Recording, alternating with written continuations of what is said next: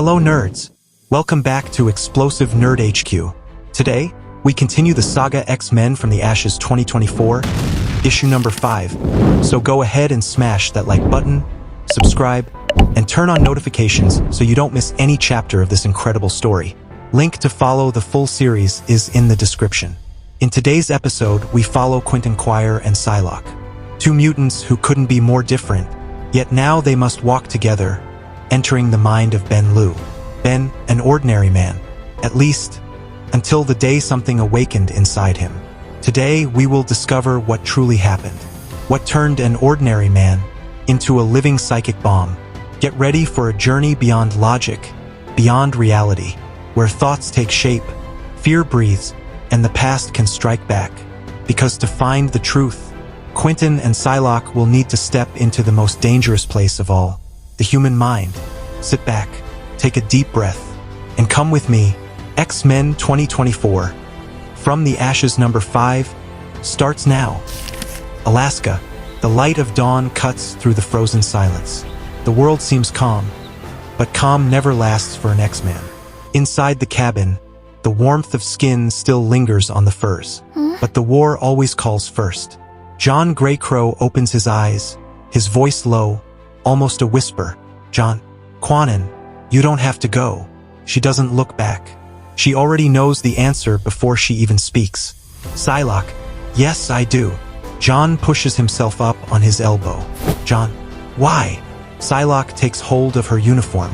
The violet fabric feels like a reminder of battles that never left her. Psylocke, because of who I am. She puts the suit on like someone who is putting on the truth of their own existence. Psylocke, I was made to be a tool, John Greycrow, just like you, a weapon, sharpened and edged for death.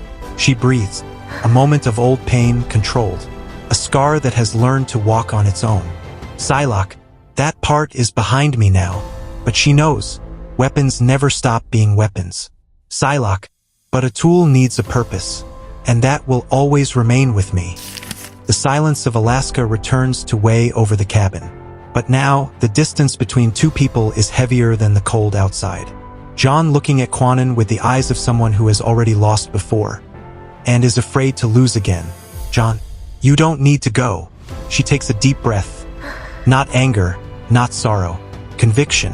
Psylocke, and that is what the X-Men give me. Purpose, direction, will. She turns, and he tries to hold onto the moment as if he could trap it in his chest.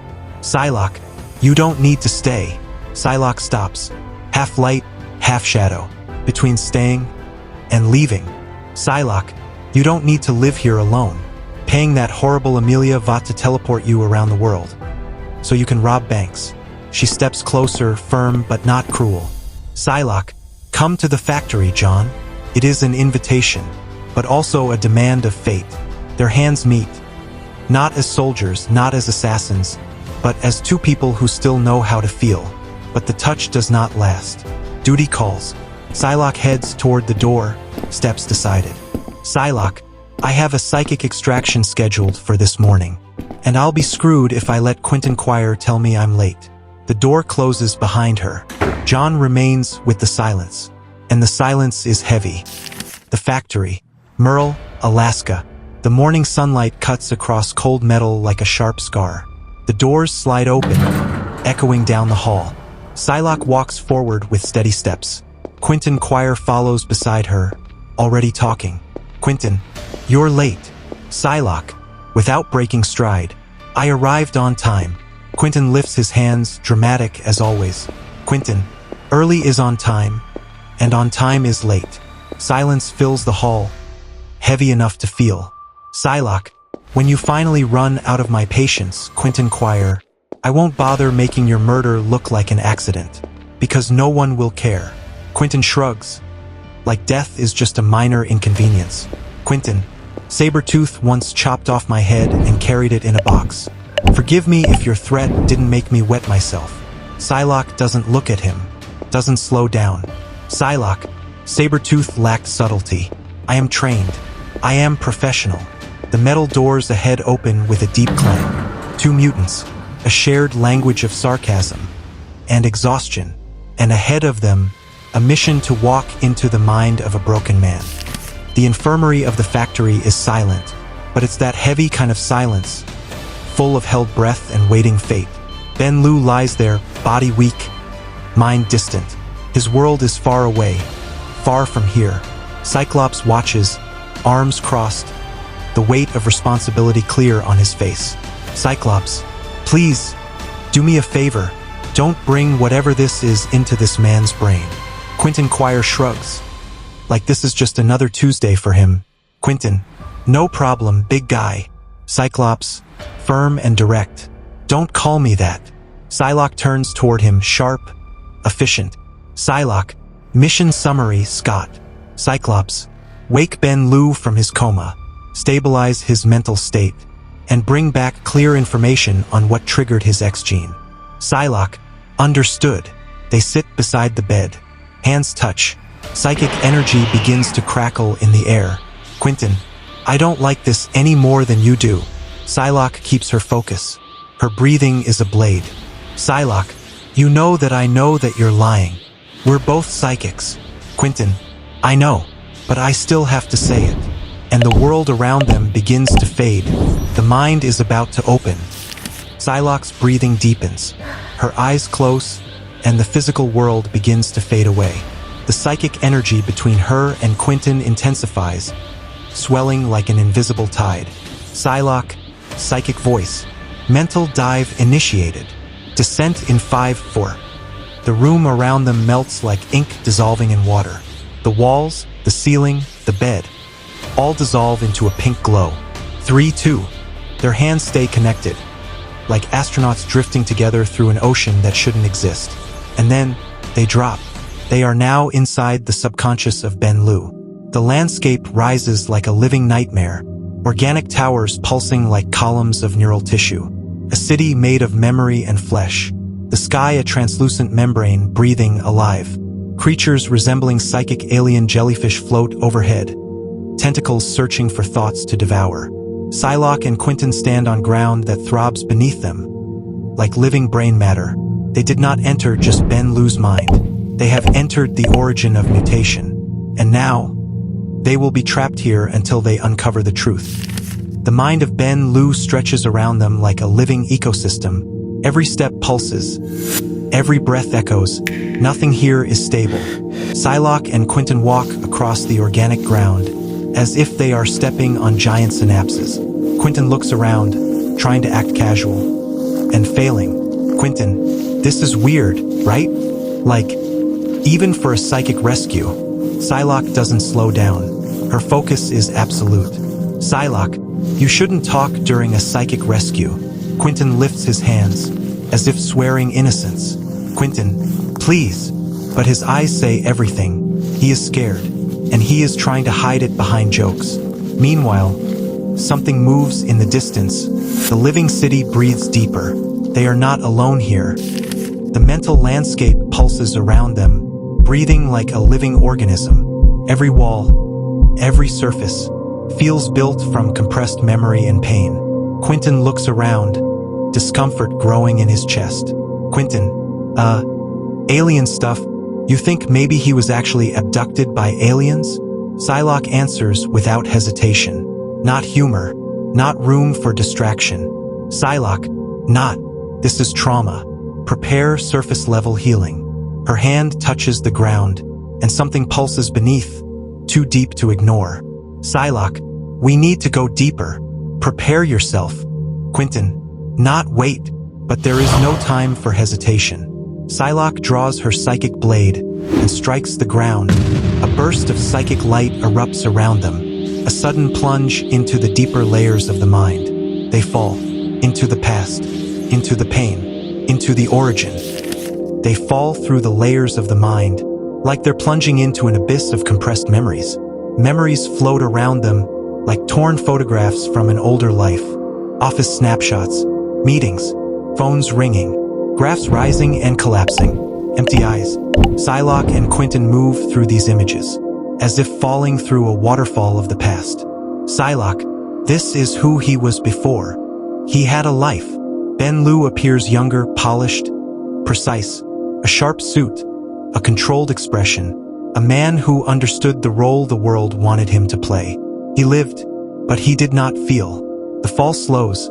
They land lightly on Ben Liu's own shoulders, as if standing inside his memory. Quentin adjusts his glasses, studying him. Quentin, like a banker? Doesn't look like much. They aren't just watching memories. They're walking through an entire life that was never truly lived. The memory folds around them, and suddenly the ground changes. Psylocke and Quentin now stand before a fragmented version of Ben Liu's former life, a landscape made not of matter, but of stitched together memories. Quentin, let's keep moving. They step forward, and the scene shifts, like someone turning the page of a living book. The world swallows them in a seamless transition, and now they sit inside a convertible, wind ripping past their faces, the highway stretching endlessly in front of them. Quentin looks around at the distorted horizon, trying to make sense of it. Quentin, Pacific Coast Highway. The memory changes color. The sky turns gold, almost unreal. A strange figure in the sky, a giant eye releasing a golden beam of light. Quentin, this is where it happened. The scene shifts into green. Ben Liu's expression twists. Panic rises. Destiny approaches. Quentin, this is when it happened. They have reached the exact moment where his life broke, where something awakened, where the world stopped being just the world and became mutation. The light consumes everything. This is not normal light. It rips the body from the ground, peels the soul from the flesh, and shatters the world into silence. Psylocke and Quentin are pulled with the memory, dragged upward, as if the sky itself opened its mouth to swallow them whole. The road disappears. The car becomes nothing, a forgotten shape in the past. Ben Liu is taken first, his body drawn upward, not by magic, not by telekinesis, but by something unknown. Presence, a force, a calling. The light blinds them, and then the memory twists. Ben is no longer in the sky, but suspended in a cold, metallic chamber, surrounded by living machines. Cables move like serpents. Mechanical arms glide like predators. The technology is so advanced, feels organic. Ben Liu lets out a cry of intense pain. Tentacles pierce into his skin, coil around his bones, push into places no body should allow. His face contorts into raw terror. This is not abduction. This is not science. This is not a miracle. This is the moment the X gene awakens, and it awakens in pain. The pain turns into light. The cables now don't just restrain Ben Liu, they invade.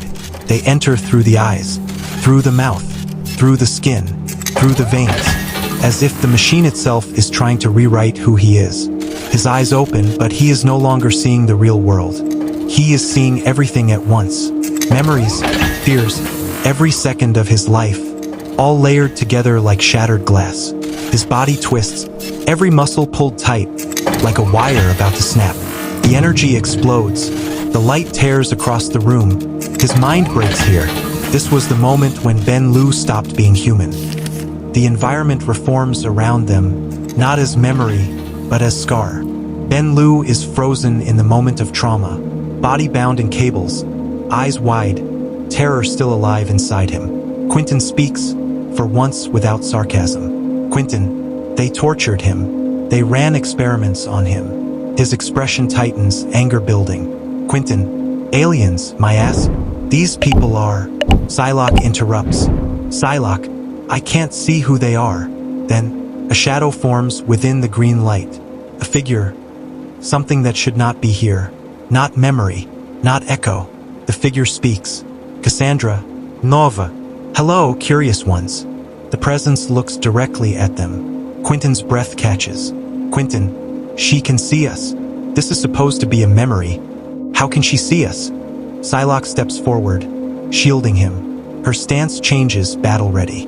Psylocke, what are you? The figure does not blink, does not breathe.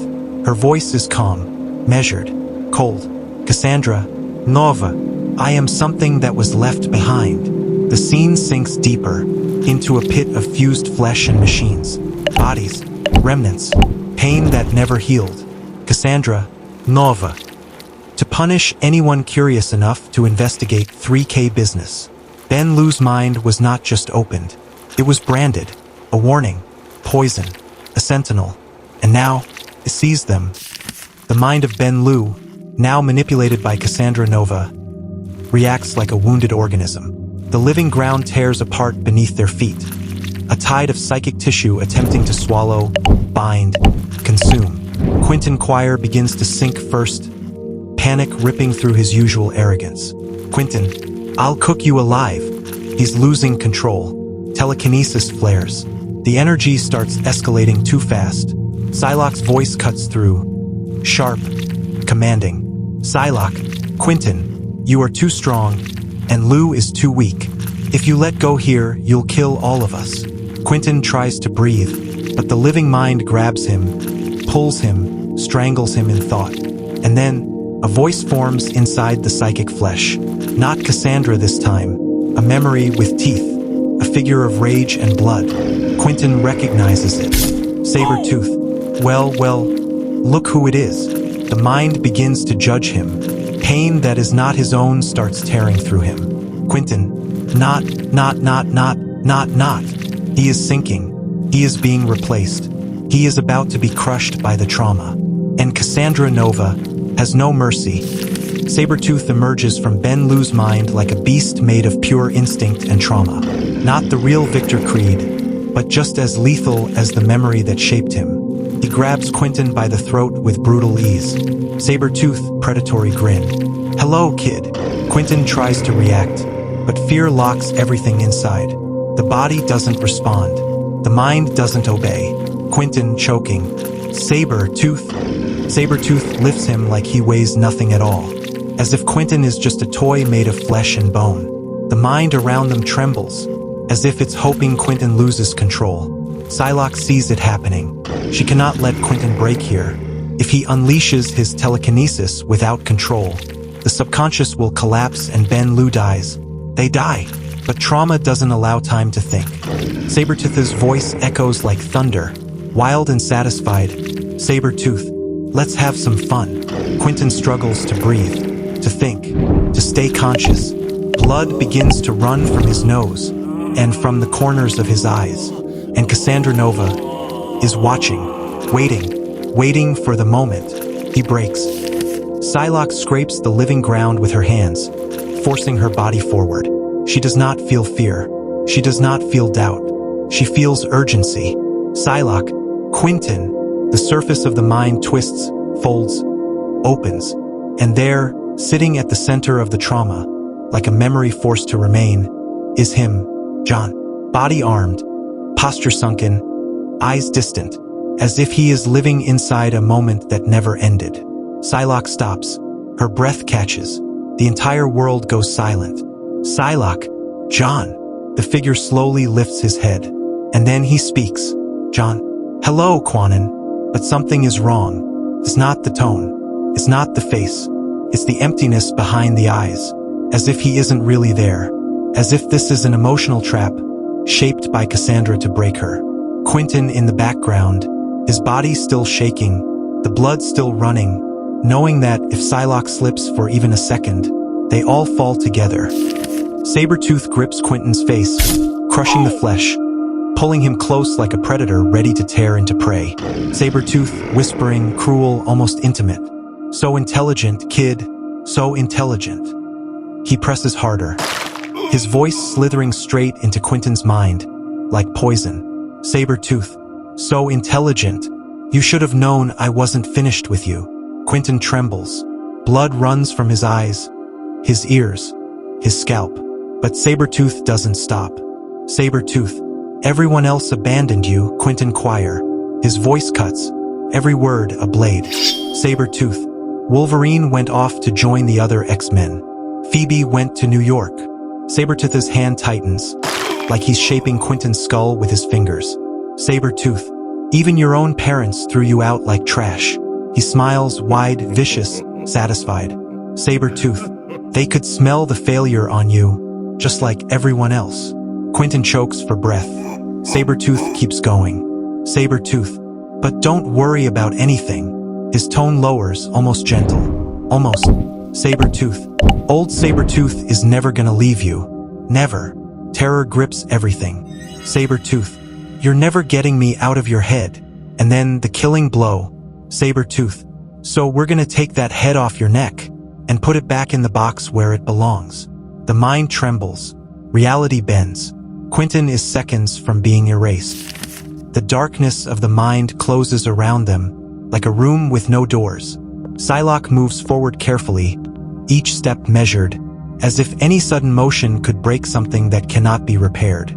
Psylocke, John, what is this?